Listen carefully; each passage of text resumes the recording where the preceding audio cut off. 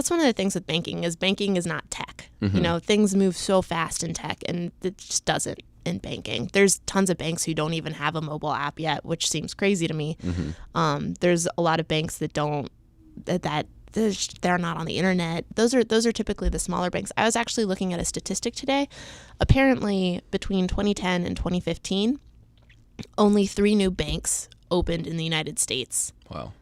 Which is crazy because on average it was around 100 banks a year for a really long time. So, it's kind of a sign of what the financial crisis did, but it's very reflective of the kind of the sluggish growth that we've been having just in general in banking. Yeah, that's a good point that it's just a very different industry. And if you're going to be invested in big banks, small banks, whatever, it's just very fundamentally different in terms of what drives the stock price as opposed to healthcare or energy or tech or these industries that can have huge catalysts.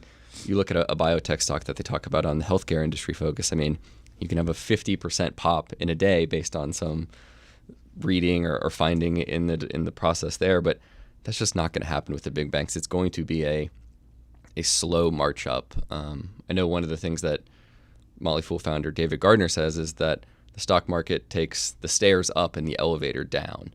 So when it goes down very quick and fast. Banking, I think, may be very similar to that. Financial crisis took the elevator way down, and then the stairs are just going to take a lot longer to come back up. You're not going to get the huge catalysts that you do in other industries. Yeah, and that's okay. I'm okay with not. Banking is not the sexy sector, unfortunately. I don't know what we could do. Maybe have some of the CEOs wear bikinis during conference calls. Maybe that would help. That's terrifying. It's a bad idea.